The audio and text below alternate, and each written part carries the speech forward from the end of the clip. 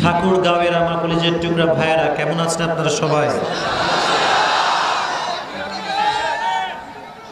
আলহামদুলিল্লাহ, আমিও অনেক ভালো আছি। আসলে ভালোবাসার মানুষ থাকলে ভালো না থেকে যাবো কোথায়?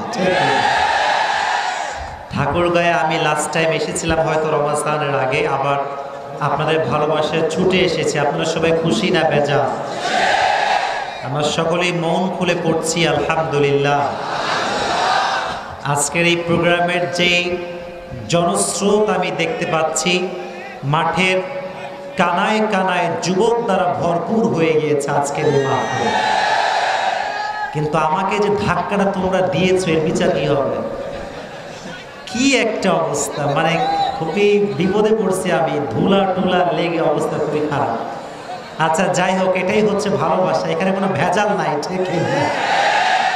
আল্লাহ এই ভালোবাসাকে আল্লাহ তাআলার সন্তুষ্টির ওয়াসিলা হিসেবে কবুল এবং মঞ্জুর করে নিক, সকলেই পড়া আমিন। আজকের এই প্রোগ্রাম পূর্ব পালপুগি বাইতুন নূর জামিয়া মসজিদ ও যুব সমাজের উদ্যোগে আয়োজিত। আজকের এই প্রোগ্রামে প্রধান অতিথি রয়েছেন জনাব আলহাজ এমদাদুল হক, সভাপতি 10 নং জামালপুর ইউনিয়ন আওয়ামী লীগ ঠাকুরগাঁও সদর ঠাকুরগাঁও। আমি ওনার জন্য দোয়া করি আল্লাহ তাআলা ওনাকে নেক হায়াত দান করুন, সকলেই পড়া আমিন। আজকের এই প্রোগ্রামের সভাপতি রয়েছেন জনাব আলহাজ আশরাফ আলী ডালিয়া, বিশিষ্ট ব্যবসায়ী ও সমাজসেবক। আমি ওনার জন্য দোয়া করি আল্লাহ রাব্বুল আলামিন ভাইকে ইসলামের কাজ আরো বেশি বেশি করার তৌফিক দান করুক, পড়া আমিন। আল্লাহ ওনার ব্যবসায় বরকত দান করুক, সকলেই মন খুলে পড়া আমিন। আজকে এই প্রোগ্রামে আমার পূর্বে কথা বলেছেন কারি মাওলানা মুহাম্মদ তাজুল ইসলাম মুমতাজ। আমি ওনার জন্য দোয়া করি আল্লাহ হুজুরকে নেক হায়াত দান করুক, সকলেই পড়া আমিন। আল্লাহ হুজুরকে ইসলামের কাজ আরো বেশি বেশি করার তৌফিক দান করুক, সকলেই মন খুলে পড়া আমিন। স্পেশালি আজকের এই প্রোগ্রামটা আমার জানা মতে যুবকরা সবচেয়ে বেশি পরিশ্রম দিয়েছে, সবচেয়ে বেশি কষ্ট করেছে, আর এই প্রোগ্রামটা যুবকদের ছাড়া অসম্ভব হয়ে যেত, ঠিক কিনা প্রিয় ভাই? তো যুবকদের জন্য আমরা আগে দোয়া করি, যুবকদেরকে আল্লাহ তাআলা ইসলামের খাদিম হিসেবে এবং কোরআনের সৈনিক হিসেবে যেন কবুল করে নেয়, সকলেই পড়া আমিন। লম্বা চড়া কথা আজকে আমি বলতে চাই না, এমনিতেই রাত অনেক বেশি হয়ে গিয়েছে। আচ্ছা, আপনাদের এই প্রোগ্রামে মা বোনেরা আসছে? কোন সাইডে আছে? লেফট সাইডে না রাইট সাইডে? এই সাইডে আছে।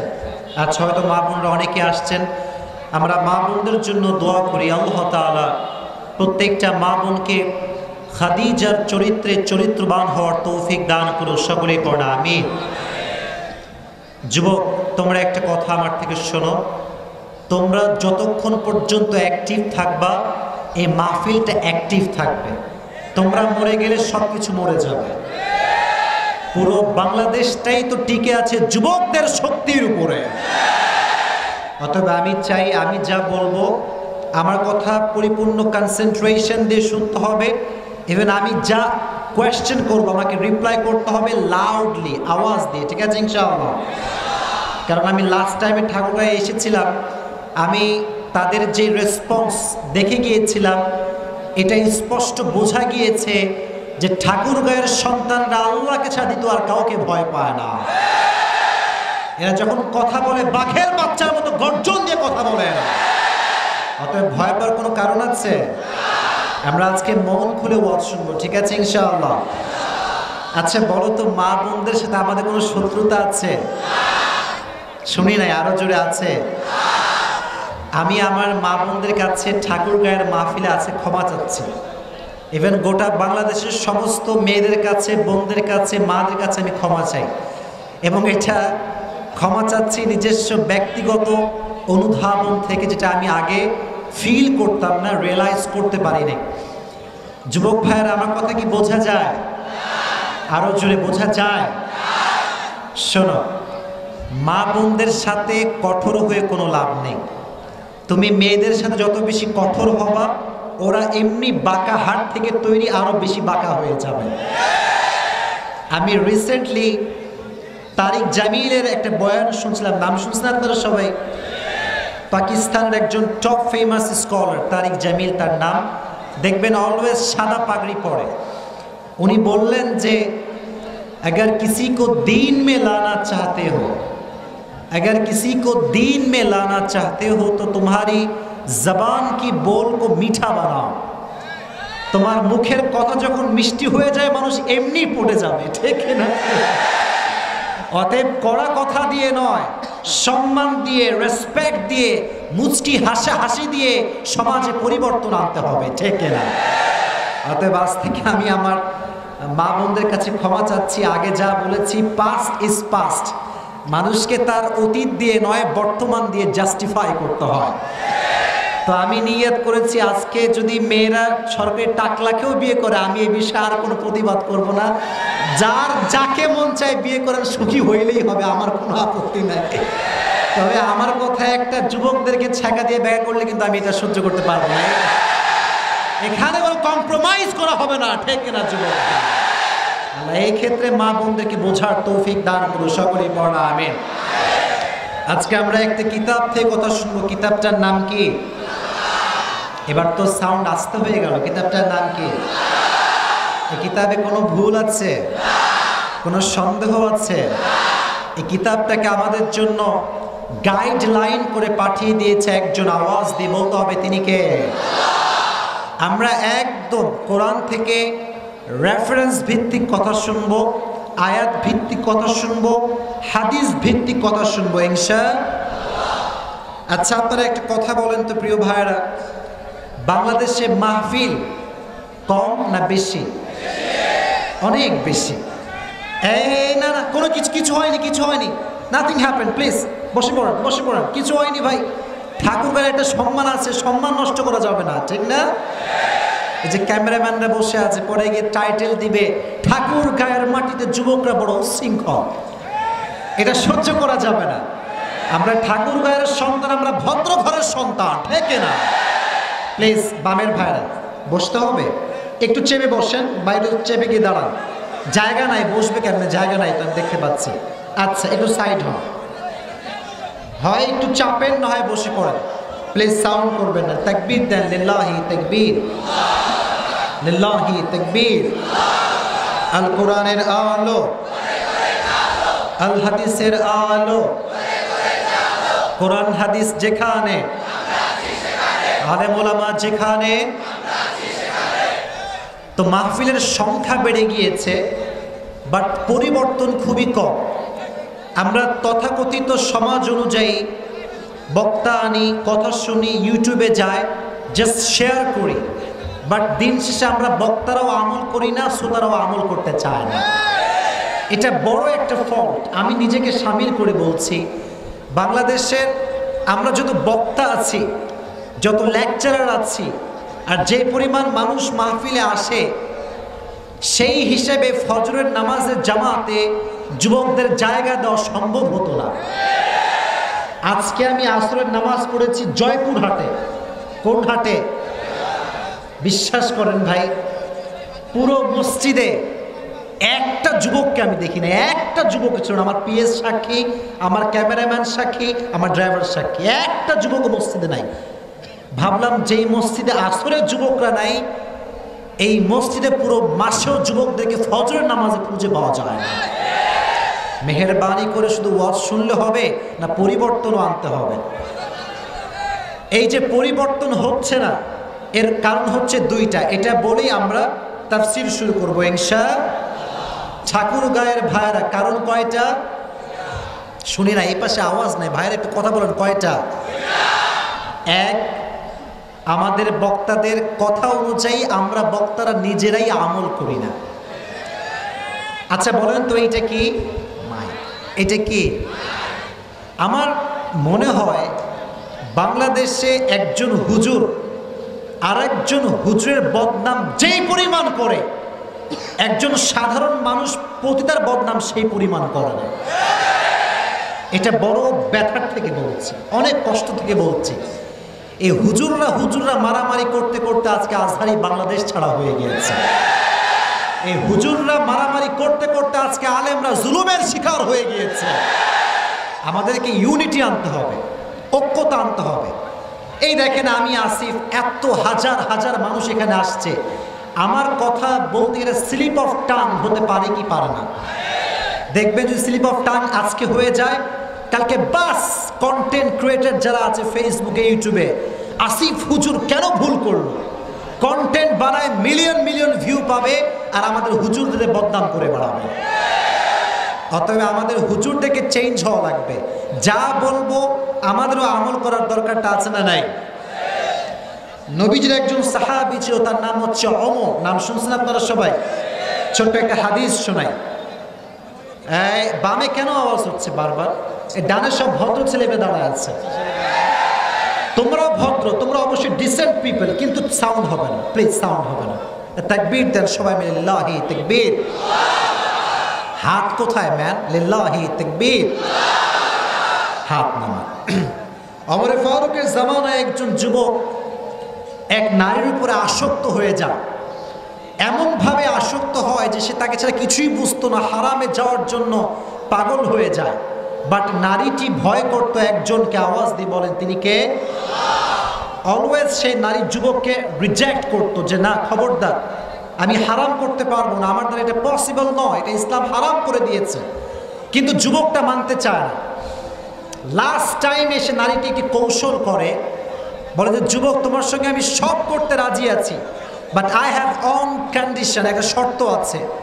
তুমি 40 দিন ওমরের পেছনে বা জামাত নামাজ পড়বে। সুবহানাল্লাহ পড়লেন না? কতদিন? আরো জোরে, কতদিন?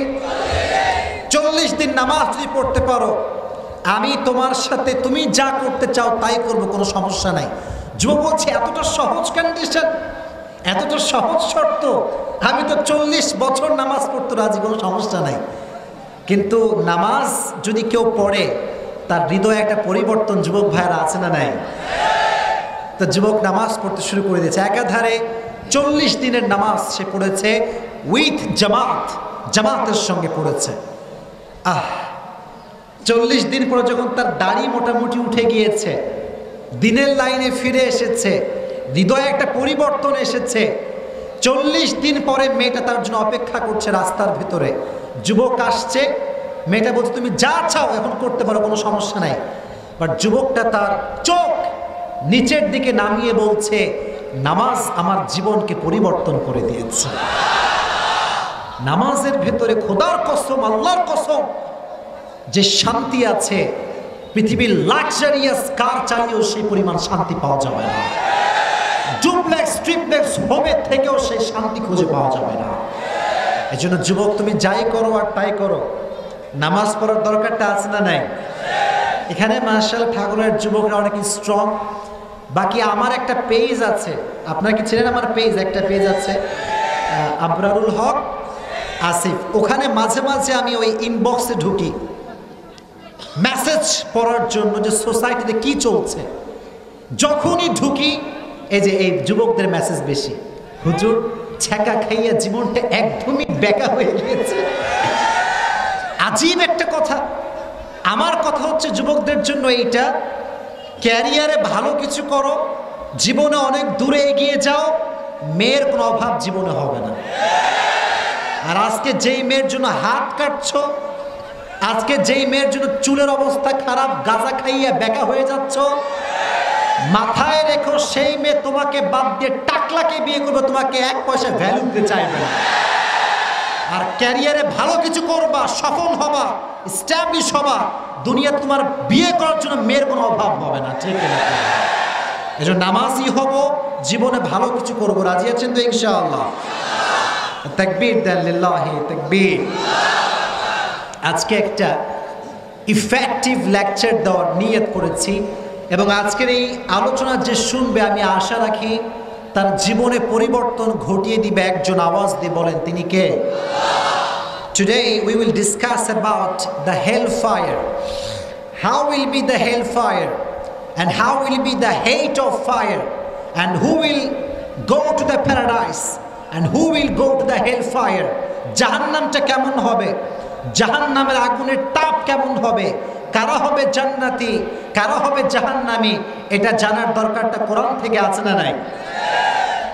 আলোচনা শুরু করছি, মানে আমি স্টার্ট করলাম কেবল, যা বললাম এতটুকু সব ভূমিকা ছিল। দয়া করে মেহেরবানি করে যারা মোবাইল, না কিছু হয়নি ভাই, আমি আছি, I am here man, please stop, কোনো কথা বলবে না, আমি আছি, আমি সামলাবো। ধমক দিয়ে নয়, ভালোবাসা দিয়ে সামলাতে হবে। আমরা দেখছেন না হুজুরটা খুব কড়া, হারাম, তু ভি হারাম, তেরি বাচ্চি ভি হারাম, তেরি সব কুছ হারাম। যুবক হয়ে আমিও তোলে হারাম, বাদ দাও, আমি আমার বাদ দাও, বাদ দাও, আমার দ্বারা হবে না। দেখবেন আমরা হুজুররা এত কড়া, রাগটা করছেন নাকি আপনারা? আমি কাউকে ছোট করার জন্য আসি নাই।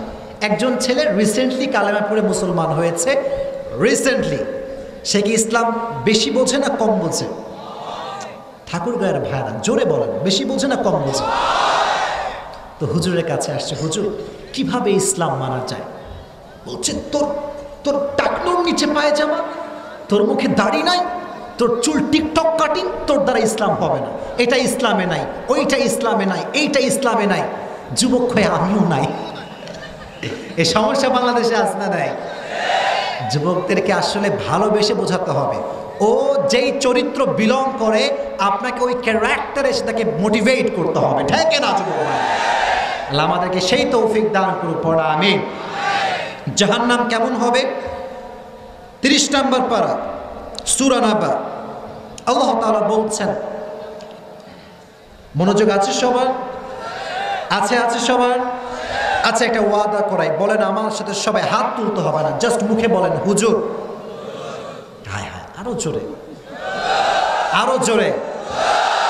আমরা নিয়ত করছি জাহান্নামের ওয়াজ শেষ পর্যন্ত শুনে মুনাজাত করে, শেষ মুনাজাত করে বাসায় ফিরে যাব। এবার দেখি কই যান আপনারা। বাটপারি করবেন না, খবরদার, কেউ ডান বাম হবেন না, ঠিক আছে ইনশাআল্লাহ? ইন্না জাহান্নামা কানাত মিরসাদা, জাহান্নামটা কেমন হবে আল্লাহ নিজেই বলছেন, the hell is like a boat, এটা হচ্ছে একটা ঘাটির মতো। লিত্তাগিনা মাআবা, for the transgressors a place of return, যারা অবাধ্য ছিল, গুনাহগার ছিল, তাদের আবাসস্থল হচ্ছে জাহান্নাম। লাবিথিনা ফিহা আহকাবা, the people of hellfire, they will live in the hellfire for age, যুগের পরে যুগ জাহান্নামীরা জাহান্নামে বসবাস করবে। লাবিথিনা ফিহা আহকাবা লা ইয়াদুকুনা ফিহা বারদা ওয়ালা শারাবা, খাওয়ার জন্য কোনো ভাত থাকবে না, কোনো খাবার থাকবে না, আর পানি পান করার জন্য কোনো পানি জাহান্নামে থাকবে না। নাউজুবিল্লাহ পড়ে। এটা হচ্ছে জাহান্নাম। জাহান্নামের সবচাইতে বড় শাস্তির যে মাধ্যম, এটা হচ্ছে আগুন। এটার নাম কি? আগুন। আগুনের তাপ দেহে লাগলে কষ্ট কম না বেশি? দুনিয়াতে একটা খাবার খেতে গেলে আগুন জ্বালিয়ে খেতে হয় না? এই এলাকায় বিড়িক্ষণ নাই? নাই না, না না নাই, শুধু আছে রমাজান মাসে রোজাও রাখে, মাগরিব পরে বিড়িও টানে। এরকম লোক আমাদের সমাজে আছে না নাই? কিন্তু যখন কথা বলে দেখে মনে হয় ইয়ার ইয়ে তো আভি কে আভি জান্নাত সে ভাগ কর আয়া है। কথাতে খুব ভালো দেখা যায়, কিন্তু ভেতরে সদরঘাট মানুষ, ঠিক না বলেন? এটা হচ্ছে জাহান্নামের আগুন। কেমন হবে? মনোযোগ দিয়ে শুনবেন। আমি যদি আপনাকে বলি আমি আপনাকে 1 কোটি টাকা দেব, 1 কোটি টাকা, আপনি আপনার হাতটা শুধুমাত্র 5 মিনিটের জন্য দুনিয়ার আগুনে রাখবেন, আপনি কি রাখবেন আপনার হাত? আপনি তো বহুত দূরের কথা, একটা পাগলেও রাখবে না। কথা ঠিক আছে না প্রিয় ভাইরা? কেন? পাগল জানে যে আগুন আমার এই স্কিনটাকে, it will burn my skin completely, এটা আমার দেহের যে চামড়া জ্বালিয়ে পুড়িয়ে ছারখার করে দেবে। পাগলেও হাত রাখবে না। নবীজি বলছেন জাহান্নামের আগুনকে আল্লাহ রাব্বুল আলামিন দুনিয়ার আগুনের চাইতে 70 গুণ তাপ বাড়িয়ে দিয়েছে। জাহান্নামের আগুন যখন কারো দেহকে স্পর্শ করবে, সঙ্গে সঙ্গে তার চামড়া গোস্ত সব খসে খসে পড়ে যাবে। বলেন নাউজুবিল্লাহ। 70 গুণ বেশি বাড়িয়ে দেওয়া হয়েছে। হাদিসে আসছে একবার নবীজি বাজারের পাশে দাঁড়িয়ে দাঁড়িয়ে বলছিলেন, আমার চোখে চোখ রাখেন, আমার চোখে চোখ, আনজারতুকুম মান-নার, আনজারতুকুম মান-নার, হে সাহাবা একরাম, আমি জাহান্নামের আগুনকে তোমাদের জন্য বড় ভয় পাই। ফামা যালা হাত্তা ইয়াকুলু লাউ কানা ফি মাকামি হাদা সামিআহু আহলুস সুক। তিনি এমনভাবে চিৎকার করে করে বলছিলেন যে আমি যেখানে বসে আছি, নবী যদি এই অবস্থানে আসতেন, বাজারের প্রত্যেকটা মানুষ নবীজির প্রত্যেকটা শব্দ পাই টু পাই শুনতে পেত। আর এক হাদিসে আসছে, হাদিসের একটা অংশ, হাত্তা সাকাতাত খামিসাতু কানাত আলাইহি ইনদা রিজলাইহি। নবী যখন বলছিলেন জাহান্নামের আগুনের কথা, এখানে একটা চাদর ছিল। যুবক ভাইরা, কি ছিল? আরো জোরে, ঠান্ডার সময় আমরা কি পড়ি? নবীজি এতটা ভয়ে বলছিলেন যে নবীজির চাদরটা বারবার কাঁধ থেকে, মাথার এই কাঁধ থেকে নিয়ে এই পা পর্যন্ত বারবার পড়ছিল, বারবার পড়ে যাচ্ছিল। এর মানে নবীজি বোঝাচ্ছেন জাহান্নামের তাপমাত্রা কিন্তু দুনিয়ার আগুনের মতো নয়। ঠিক কিনা প্রিয় ভাই? আর এক হাদিসে নবীজির সাহাবী আবু হুরায়রা রাদিয়াল্লাহু তাআলা আনহু বলেছেন, জাহান্নামের আগুনকে আল্লাহ তাআলা 1000 বছর জ্বালিয়েছেন, পুড়িয়েছেন, ফলে তা লাল হয়ে গিয়েছে। আবার জাহান্নামের আগুনকে আল্লাহ রাব্বুল আলামিন 1000 বছর জ্বালিয়েছেন, ফলে তা সাদা হয়ে গিয়েছে। আবার 1000 বছর জাহান্নামের আগুনকে জ্বালিয়ে পোড়ানো হয়েছে, ফলে তা কালো হয়ে গিয়েছে। এখন জাহান্নামের আগুনের রং লাল নয়, এটা হচ্ছে কালো, ভয়ঙ্কর কালো। গত কয়েকদিনে ঢাকায় আগুন লেগেছিল, আপনারা জানেন সবাই। জায়গাটার নাম কি ছিল? ইস, লক্ষ মানুষের স্বপ্ন 1 মিনিটে শেষ হয়ে গিয়েছে। হাজার হাজার মানুষের আহাজারি আমরা শুনেছি। আমার একজন পরিচিত ভাই আছেন, আমি শুনলাম সে প্রায় কয়েক কোটি টাকার মাল ইনভেস্ট করেছে ঈদ উপলক্ষে। তার সব স্বপ্ন 1 সেকেন্ডে ধূলিসাৎ হয়ে গিয়েছে। এই আগুন দিয়ে আল্লাহ আমাদেরকে বোঝাচ্ছেন, দুনিয়ার আগুন যদি তোমার স্বপ্নকে ধূলিসাৎ করে দেয়, জাহান্নামের আগুন তোমার দুনিয়ার স্বাদকে ভুলিয়ে দিবে। ঠিক কিনা প্রিয় ভাই? মারাত্মক এক দাও দাও করা জ্বলতে থাকা আগুন। নবীজি বলেছেন, সাহাবা একরাম ভালো করে শোনো, এই জাহান্নামের আগুন এতটা ভয়ঙ্কর হবে, কোরআনে আল্লাহ তাআলা বলছেন, লা তুবকি ওয়ালা তাদার। এটা হচ্ছে আমার হাত, হাতের উপরে এটা কি ভাই? চামড়া। এটা কি? চামড়া। যুবকরা বলেন এটার নাম কি? চামড়া। যখন জাহান্নামের আগুনে চামড়াকে স্পর্শ করবে, নাযাআতাল লিশাওয়া, it will remove the skin from your body. প্রত্যেকটা চামড়া খসে খসে পড়বে।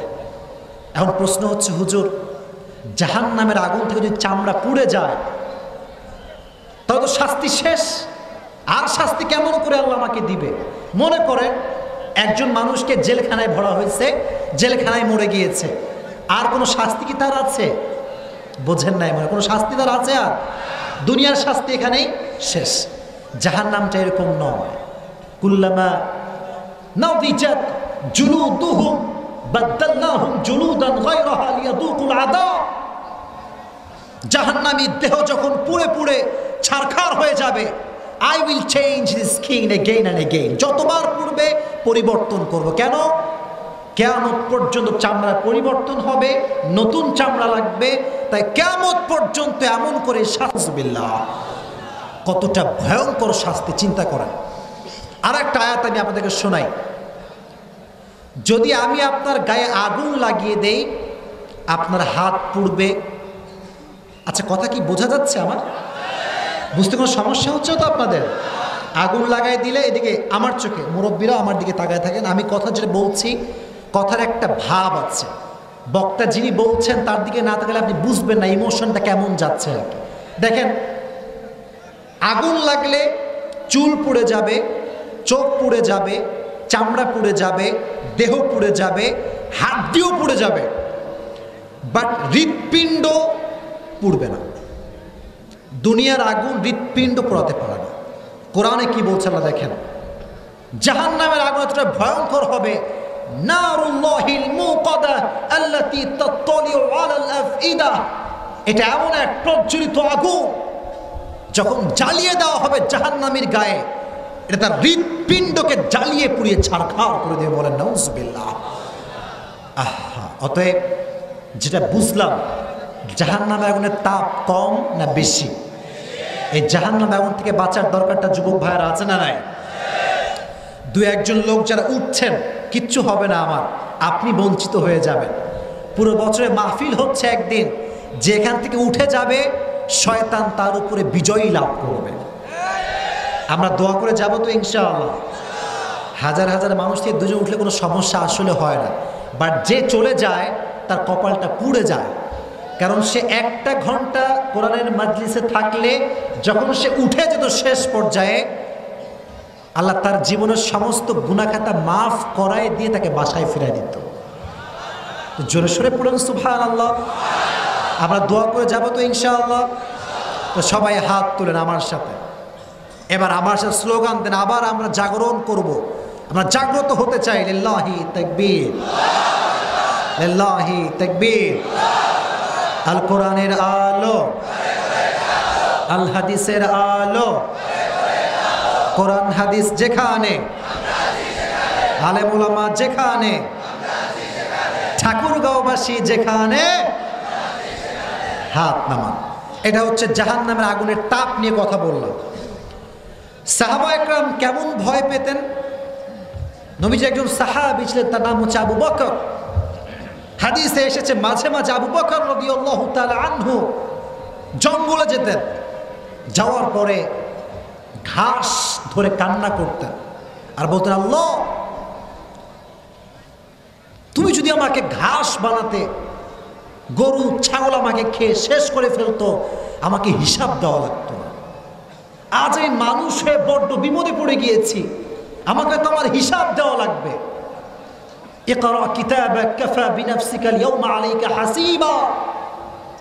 আপনি যা করছেন, ভালো হোক খারাপ হোক, ফামান ইয়ামাল মিসকালা যাররাতিন খায়রান ইয়ারা ওয়া মান ইয়ামাল মিসকালা যাররাতিন শাররান ইয়ারা। ছোট হোক বড় হোক, প্রত্যেকটা আমলকে কিয়ামতের দিন ওজন করবে একজন। আওয়াজ দিয়ে বলেন তিনি কে? নবীজির একজন সাহাবী, তার নাম হচ্ছে ওসমান গনি রাদিয়াল্লাহু তাআলা আনহু। কবরের কিনারায় দাঁড়িয়ে চোখের পানি ছেড়ে সবসময় কান্না করতেন। হাদিসে এসেছে এমন কান্না, তার দাড়ি মোবারক সম্পূর্ণ ভিজে যেত, একদম পুরোটা ভিজে যায়। কান্না করতে করতে পুরো চোখ লাল হয়ে যায়। একজন সাহাবী বলছে, ইয়া ওসমান, তুমি কবরের সামনে দাঁড়িয়ে এত কান্না কেন করো? তুমি তো আশারায়ে মুবাশশারা, তুমি তো একজন জান্নাতের সুসংবাদ প্রাপ্ত সাহাবী, তুমি মরতে দেরি, জান্নাতে যাইতে তোমার দেরি হবে না। সুবহানাল্লাহ পড়ে, তুমি কাঁদো কেন? কাঁদো কেন? ওসমান বলছে, হে আমার কলিজার টুকরা ভাই, নবীজি বলেছেন এই কবরটা হচ্ছে আখিরাতের প্রথম ঘাঁটি। এখানে যে মুক্তি পাবে সে সব জায়গায় মুক্তি পাবে, আর এখানে যে মুক্তি পাবে না সে পৃথিবীর কোথাও মুক্তি পাবে না, আখিরাতের কোথাও সে মুক্তি পাবে না। অতএব আমি কবরকে বড্ড ভয় পাই যে আমার ফয়সালা কি হতে পারে, আমার ফয়সালা জান্নাত হবে না জাহান্নাম হবে, তাই আমি পাগলের মতো সবসময় কান্না করি। ওসমান, যার জন্য জান্নাতের সুসংবাদ দুনিয়া দেওয়া হয়েছে, সে এত কান্না করে, আর আমরা কোথায় কি করি? সারাটা দিন যুবকরা বসে বসে ফেসবুক চালায় আর টিকটকে অশ্লীল মেয়ের গান দেখে বেড়ায়। আসতে ঠিক বললেন কেন আপনারা? না এরকম যুবক তো বাংলাদেশে নাই, শুধু আছে ভাই। আপনি বিশ্বাস করেন, আমি যা বলি বাস্তব বলি। অনেক যুবক আছে নিজে একাই 4-5টা মেয়ের সঙ্গে প্রেম করে বেড়ায়। সমস্যা হচ্ছে এরা করলে সমস্যা হয় না, যখন আমরা এটা প্রতিবাদ করি আমরা প্রেম বিশেষজ্ঞ হুজুর হয়ে যাই। আমরা হারামকে হারাম বলে প্রেম বিশেষজ্ঞ হুজুর হয়ে যায় আজকাল। কিন্তু আমার কথা একটা, যতদিন আমি বেঁচে আছি আমাকে যুব সমাজের সঠিকটা বলতে হবে, ভুলটাও বলতে হবে, ঠিক কিনা? তো শোনো, একটা আয়াত বলে, আপনারা আওয়াজ করেন না প্লিজ, তাকবীর দেন, লিল্লাহি তাকবীর। তুমি খারাপ হলে তোমার বউ খুব ভালো হবে? কথা বল না কেন, খাটা বলে যাচ্ছে আল্লাহ ভালো হবে? শোনো একটা কথা বলি, দেখবা আজকাল অনেক টিকটকার মেয়ে কনফার্ম জান্নাতি টাইপের বোরকা পরে।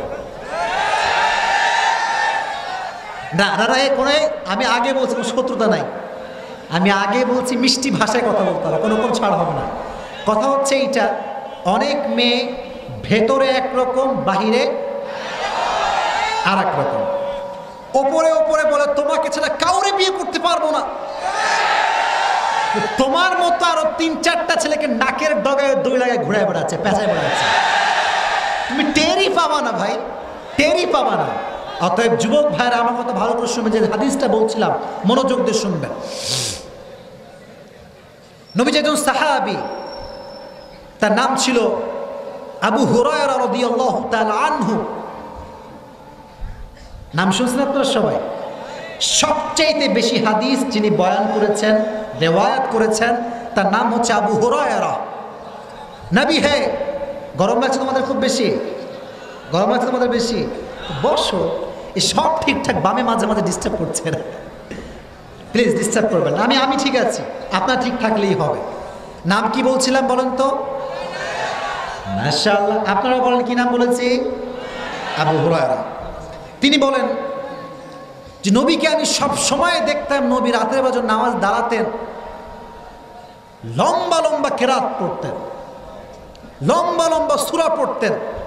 নবী হে, লিয়াগফির লাকাল্লাহু মা তাকদ্দামা মিন যামবিকা ওয়া মা তাআখার, Allah has forgiven all the sins of your life. যা করেছেন জীবনে, অতীতে, ভবিষ্যতে যা করবেন, আল্লাহ আপনার সব গুনাহকে মাফ করে দিয়েছে। সুবহানাল্লাহ পড়লেন না? আপনি কাঁদেন কেন? তাহাজ্জুদ এত লম্বা পড়েন কেন? আপনার পা মুবারক ফুলে গিয়েছে, একটু থামেন। নবীজি বলতো, হে আবু হুরায়রা, আল্লাহ আমাকে এত বড় নিয়ামত দিয়েছে, আমি কি শুকরিয়া আদায় করব না? আমি কি আল্লাহর শুকরিয়া আদায় করব না? আমি কি জাহান্নামের আগুন থেকে বাঁচার চেষ্টা করব না? নবীজির মতো মানুষ, যার অতীতের গুনাহ মাফ, ভবিষ্যতের গুনাহ মাফ, সে যদি তাহাজ্জুদের নামাজে কান্না করে, আমাদের কান্না করার দরকারটা আছে না নাই? তাহাজ্জুদ তো অনেক দূরের কথা, আজকালকার যুবকরা তো ফজরের নামাজটাই পড়তে চায় না। আবার দেখবেন অনেক মুরব্বী আছে, সারা জীবন টালতি বালতিগিরি করে শেষ বয়সে গিয়ে হজ করতে যায়, গিয়ে একদম জুব্বা টুব্বা লাগায় কনফার্ম জান্নাতি হয়ে যায়। সবাই কিন্তু, এই তোমরা এত বেশি ঠিক বেশি বলছো, এত ঠিক কেন? এত ঠিক বলতে হবে না, আছে। আচ্ছা, আমি একটা ওয়াজ শুনছিলাম, বলা যাবে সবাইকে? মনে রাখবেন একটা কথা, যে যুবক বয়সে ভালো হতে পারে না, সে কখনোই ভালো হতে পারে না। কারণ সময় পরিবর্তনের। এখন এক ছেলে বদমাইশ এত বেশি ছিল যে বাবাকে সে হত্যা করে ফেলেছে। কি করে ফেলছে? এখন এলাকার ভিতরে সবার কাছে যায় যে ভাই, বাপকে মেরে ফেলছেন, করণীয় কি? কেউ কোনো বুদ্ধি দিতে পারছে না, সবাই ফেল। তো একজন মুরব্বী বলছে, শোন, তোকে একজন মুরব্বী হেল্প করতে পারে, সে মসজিদে আছে, আগে খুব দুষ্টু ছিল, এখন ভালো হয়ে গিয়েছে। তো যুবক সবাইকে, কথা বোঝা যায়, সবাইকে বাদ দিয়ে মুরব্বীর কাছে আসছে। আমি কিন্তু মুরব্বীদেরকে অসম্মান করছি না, জাস্ট বাস্তবতা বলছি। মুরব্বী আব্বা যান, বিপদে পড়ছি। বলে কি হয়েছে বলো? বাপকে তো মাইরা ফেলছি, একদম শুয়াইয়ে কায়ত শেষ, একদম কিল করে ফেলছি, তো কি করতে পারি? বেয়াদব, আমার মতো ভালো মানুষ কি বুদ্ধি দিবে এই বিষয়ে? আমি তো ভালো মানুষ। যদি আগের মতো বদমাইশ হতাম, তাহলে বলতাম, বাবা যেহেতু মেরেই ফেলেছিস, এখন তুই দড়িতে টাঙায় দে, যেহেতু আমি ভালো হয়ে গেছি তাই আর বলবো না। আচ্ছা বলেন তো, মুরব্বী আসলে কি ভালো হয়েছে আরো খারাপ হয়ে গেছে? মুরব্বী কিন্তু কথার ফাঁকে বুদ্ধি দিয়ে ফেলছে, যে যদি ভালো না হতাম তাহলে বলতাম, বাবা যদি মেরেই ফেলেছিস, এখন ফাঁসির সঙ্গে ঝুলায় রাখ, সবাই বলবে যে তোর আব্বা আত্মহত্যা করছে। যেহেতু ভালো হয়ে গিয়েছি,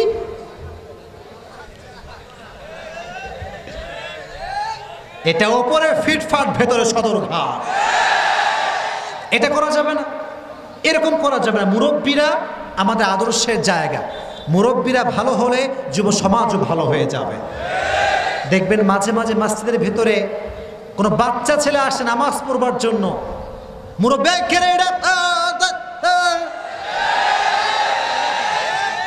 প্লিজ এটা কইরেন না। আমার মনে হয় যে পকেটে চকলেট রাখবেন। ওই যে আজহারের একটা ওয়াজ শুনছিলাম, আজহারের একটা ওয়াজে বলছিল যে পকেটে চকলেট রাখবেন, বাচ্চা আসলে চকলেট দিবেন। ও জোহরেও আসবে, আসরেও আসবে, মাগরিবেও আসবে, ফজরেও ঘুম থেকে উঠে মসজিদে চলে আসবে, ঠিক না? আর আমরা কার বেটার বদমাইশ।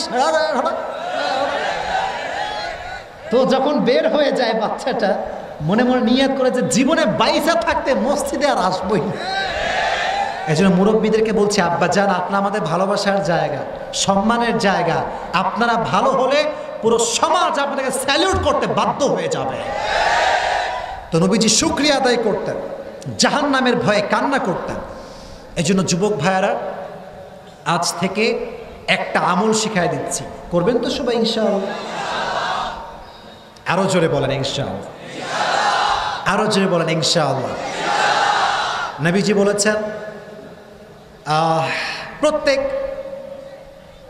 ফরজ সালাতের পরে যে ব্যক্তি আয়াতুল কুরসি পাঠ করে, লাম ইয়ামনাহু মিন দুখুলিল জান্নাহ ইল্লাল মাউত, তার মাঝে আর জান্নাতের মাঝে একটা দেওয়াল থাকে, and that is the death.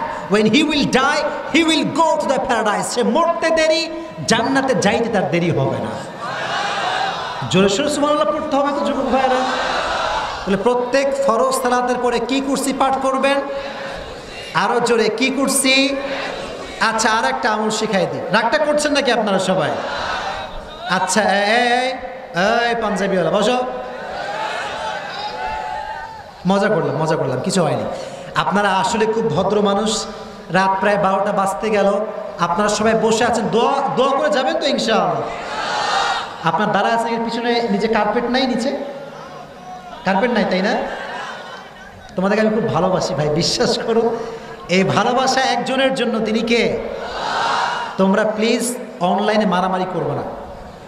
আমাকে মানুষ গালি দিয়ে ধুয়ে দিক, গালি দিক, সমস্যা নাই, তুমি দিবা ভালোবাসা।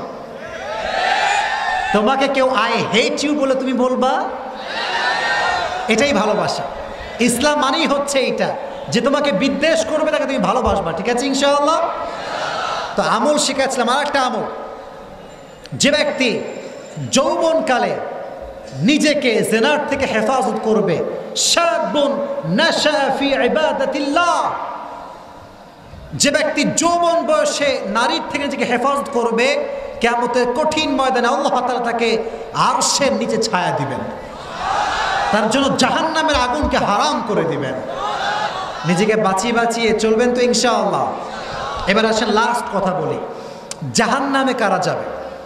অনেক আয়াত আছে, বাট যেহেতু আমাদের সময় খুবই কম আর অলরেডি রাত 12টা বাজতে চলেছে, আমরা একটা আয়াত শুনব। কয়টা আয়াত? ইয়াতাসাআলুনা আনিল মুজরিমিনা মা সালাকাকুম ফি সাকার, যখন জাহান্নামীদেরকে জিজ্ঞেস করা হবে যে কোন কারণে তোমরা আজকে জাহান্নামে প্রবেশ করেছো, তারা একটা কথা বলবে, ক্বালু লাম নাকু মিনাল মুসাল্লিন, we were not perform the salah in the world, আমরা নামাজই ছিলাম না, নামাজ পড়তাম না। এই একটা কারণে হাজার হাজার নারী জাহান্নামের আগুনে দগ্ধ হয়ে জ্বলতে থাকবে, ঠিক না বলা? আর আমি বোনদেরকে লক্ষ্য করেছি, মাদেরকে, মায়েরা অন্য নামাজ ঠিকঠাক মতো পড়লেও ফজরের নামাজটা ঠিকঠাক মতো পড়তে চায় না। যারা বিবাহিত আছেন, কথা ঠিক আছে না আমার এই কথাটা?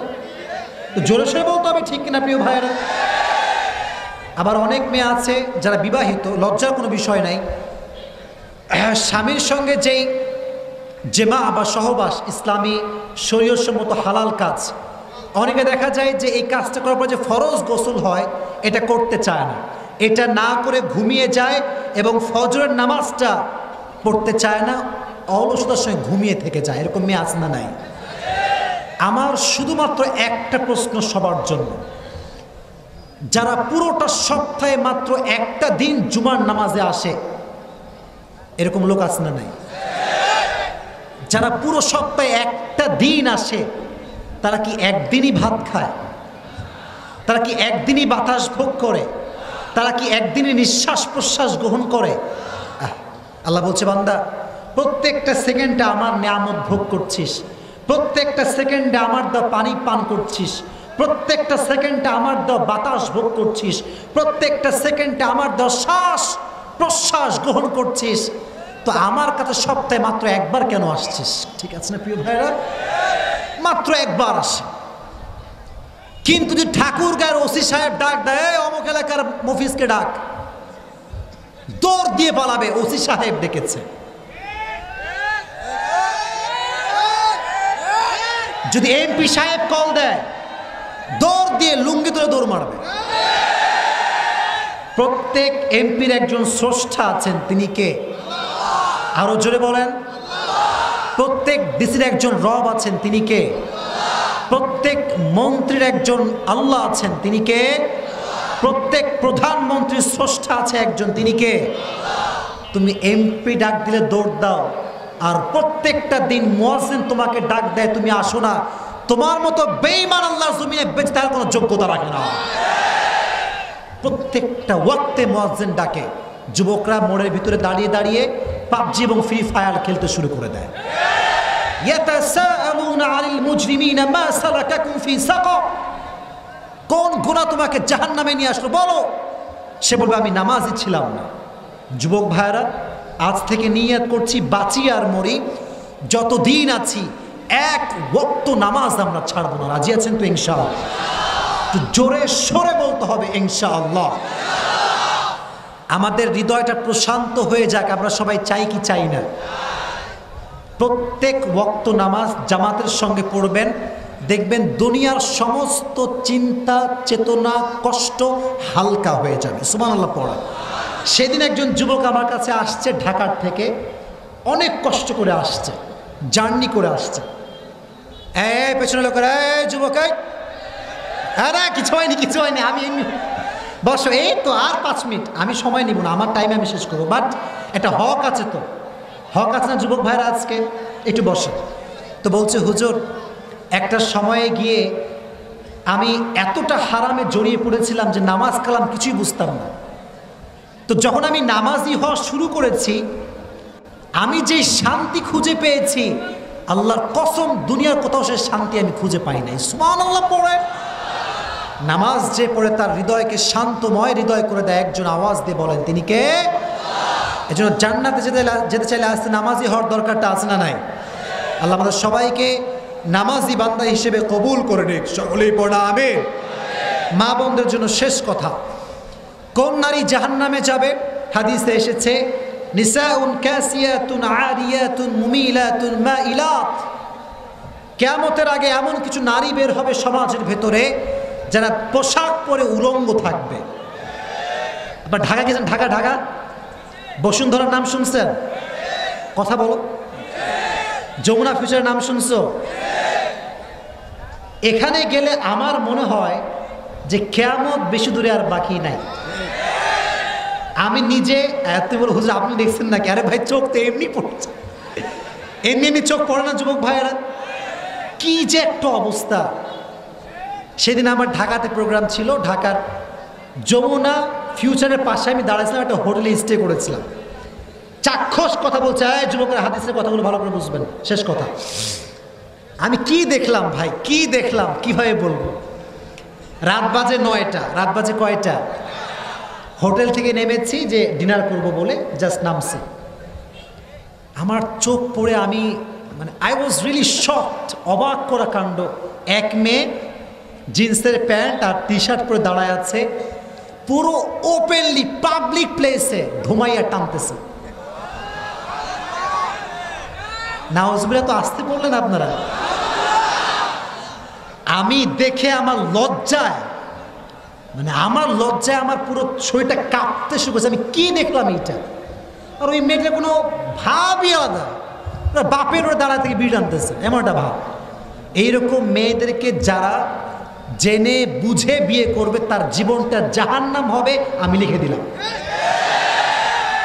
এই মেয়েগুলো চরিত্রের সম্মান বোঝে না, সতীত্বের সম্মান বোঝে না, এরা জাহান্নামে আগে যাবে। আবার দেখবেন অনেকগুলো বোরকা বের হয়েছে, বোরকা।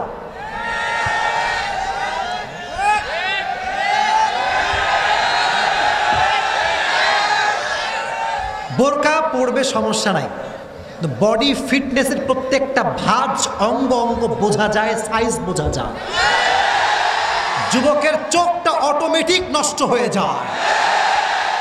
আপনার যদি এতটা টাইট ফিটিং বোরকা পড়তে মনেই চায়, আমার মনে হয় আপনি বোরকা, আপনি জিন্সের প্যান্ট পরে ঘুরে বেড়ালে খুব সুন্দর লাগবে আপনার। এটা বোরকা নয়, বোরকার নয়, বেহায়াপনা বলা হয়, ঠিক না বলা? এর আগে জাহান্নামে যাবে। অতএব বোরকা হবে ঢিলে ঢালা, বডি কোনো, আপনাকে রাগটা করছেন নাকি ভাই? বডি কোনো ফিটনেস বোঝা যাবে না, এমনভাবে বের হবে মেয়েরা যে ছেলেরা কনফিউজড হয়ে যাবে যে এটা কি আমার নানি না দাদি। কথা ঠিক আছে না যুবক ভাইয়েরা? এরকম পর্দা যে মেয়ে করবে সে হচ্ছে বর্তমান সময়ের যুগে রাবেয়া বোস নামেও সে পরিচিতি লাভ করবে, ঠিক না? আল্লাহ মা বোনদেরকে সেই পরিমাণ পর্দা করার তৌফিক দান করুক, পড়া আমি। তো জাহান্নামে যাবে সেই নারী যে নারীর দেহ হবে পোশাক দ্বারা কভার, বাট তার পোশাক হবে টাইট, তাকে দেখে মনে হবে উলঙ্গ নারী। এরকম নারী জাহান্নামে যাবে। অতএব আমাদের মা বোনদেরকে ঢিলা ঢালা পোশাক পরাবার দরকারটা যুবক ভাইরা আছে না নাই? আর মাথায় একটা কথা সবসময় রাখবা, রাস্তায় যখন আছো, এদিকে এদিকে আমার চোখে, রাস্তায় যখন বের হবা, যদি নিজের কোনো মেয়ের দিকে চোখ পড়ে যায়, সঙ্গে সঙ্গে পড়বা আস্তাগফিরুল্লাহ। বলেন কি পড়বেন? এত আওয়াজ বেড়ে গেল কেন? তার মানে খুব বেশি দেখা যায় নাকি ঢাকার মাটিতে এসে? সবাই বলেন আস্তাগফিরুল্লাহ, জোরে সরে বলেন নাউজুবিল্লাহ। আমরা কিন্তু খুব বেশি এটা ভালো না, ট্রাই করছি ভালো হওয়ার জন্য। আমার মনে হয় মেয়েরা যদি পর্দাশীল হয়ে যায়, 80% যুবক ভালো পথে ফিরে আসবে। তো তোমরা যদি দেখে ফেলো কাউকে, এই কিছু যুবক এত লুচ্চা,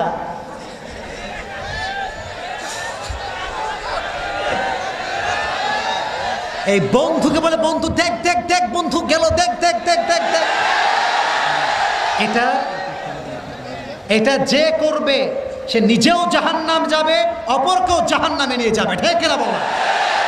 অতএব আমরা যুবক ভাইয়েরা নিজেও দেখবো না, মানুষকেও দেখাবো না। রাজি আছেন তো ইনশাআল্লাহ?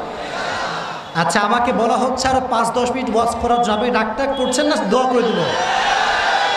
আর কিছু কথা বলা যাবে তো ইনশাআল্লাহ?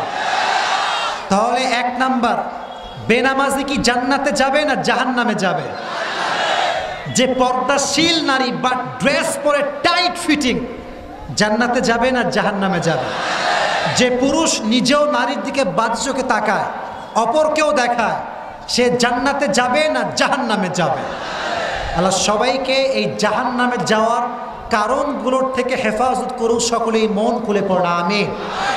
আমি পুরো ওয়াজের একটা সারাংশ বলছি, কয়েকটা প্রশ্ন আছে, উত্তর দিব যদি আপনারা পারমিশন দেন, তবে নয় এখনই দোয়া হয়ে যাবে। পারমিশন আছে সবার ইনশাআল্লাহ? বলেছিলাম জাহান্নাম আগুনের তাপ দুনিয়া আগুনের তাপের সাথে কম না বেশি? আরো জোরে, কম না বেশি? নবীজি জাহান্নামকে ভয় পেতেন, সারাটা রাত তাহাজ্জুদ পড়তেন, চোখের পানি ছড়াতেন, পায়ের যে টাকনু আছে গোড়ালি ফুলে যেত জাহান্নামের ভয়ে, তা সারাটা রাত তাহাজ্জুদ পড়তেন। এই জন্য আমাদের সবাইকে জাহান্নামের ভয়ে কান্না করার দরকারটা যুবক ভাইরা আছে না নাই? জাহান্নাম থেকে বাঁচার উপায় কি বলেছিলাম? প্রত্যেক ফরজ সালাতের পরে কি কুরসি পড়তে হবে? মাশাআল্লাহ, যে বলে কি কুরসি পড়তে হবে? আল্লাহ সবাইকে এটা আমল করার তৌফিক দান করুক, পড়া আমিন। বলেছিলাম মানুষ জাহান্নামে যাবে মোট 4টা কারণ বলেছিলাম, বলেন কয়টা? 1, বেনামাজি হওয়ার কারণে। 2, পর্দাশীল নারী টাইট ফিটিং ড্রেস পরবে বাট ফিটফাট হবে, সে জাহান্নামে যাবে। 3 নাম্বার বলেছিলাম সেই পুরুষ জাহান্নামে যাবে যে নিজে গায়রে মাহরাম নারীর দিকে তাকায়। 4 নাম্বার, সেই পুরুষও জাহান্নামে যাবে যে নিজেও হারাম করে, মানুষকেও হারাম কাজ করতে মোটিভেট করে। আমরা এই কাজগুলো ছাড়বো না ধরবো? ধরবো না ছাড়বো? আল্লাহ সবাইকে এগুলো বুঝে আমল করার তৌফিক দান করুক। সকলেই মন খুলে পড়া আমিন। আরো জোরে পড়া আমিন। আচ্ছা, এখানে লিখে দিয়েছে কালেকশনের কথা। কালেকশন ওই যে রুমালটা হয়েছে না, রুমালটা কি এদিকে আসেন, আমার কাছে আসেন, কোনো সমস্যা নেই, আমি আপনাদের মেহমান, কোনো সমস্যা নেই। এলোমেলো হয়ে গেছে, আচ্ছা ঠিক আছে, ভলেন্টিয়ার্স, ঠিক আছে, কোনো সমস্যা নাই। এই আগামীতে এই মাহফিলটা হোক আপনারা সবাই চান নাকি চান না? শুনি নাই, আরো জোরে শোনেন। আজকে মসজিদ কমিটি, যুব সমাজ আমাকে নিয়ে আসছে, আপনারা সহযোগিতা করেন। আগামী বছর যদি আজহারি বাংলাদেশে আছে, ঠাকুরগাঁয়ের এই মাটিতে আজহারিও ইনশাআল্লাহ এই মাহফিলে আসবে। সহযোগিতা করবেন তো ইনশাআল্লাহ? কারা কারা চান এই মাহফিলটা আগামীতে হোক? দুটো হাত তুলে আল্লাহকে দেখায় দেন। এই হাত নামবে না, এই হাত উপরে রাখেন। ভলেন্টিয়ার্সরা কোথায়? মুরব্বী আব্বাজান, ভলেন্টিয়ার্স কোথায়? রেডি? সবাই নেমে পড়ো। আপনারা এই হাতটা সোজা এই যে পকেটে যাবে, পকেটে কই কই ওই পকেটে পকেটে ঢোকান ঢোকান যাবে। যা আছে পকেটে ভাড়া বাদ দিয়ে সব দিয়ে দিবেন। রাজি আছেন তো ইনশাআল্লাহ? যান যান যান, সামনে যান, চলে যান। আচ্ছা, কেউ ডান বাম হবেন না। ঠাকুরগাঁয়ের একটা সম্মান, মান সম্মান আছে না নাই? আমরা ওয়াদে দুজন কই যায়, বসো বসো, দোয়া করে যাবো, ঠিক আছে ইনশাআল্লাহ? বসেন বসেন বলা যায় না, খুব মুশকিল ভাই, বসে পড়েন, বসে পড়েন। আচ্ছা, আপনারা শুধু দান করবেন, আমি এখানে প্রশ্ন উত্তর দিচ্ছি। একটা প্রশ্ন আসছে, বর্তমান সমাজে যৌতুকের হার বেড়ে গিয়েছে।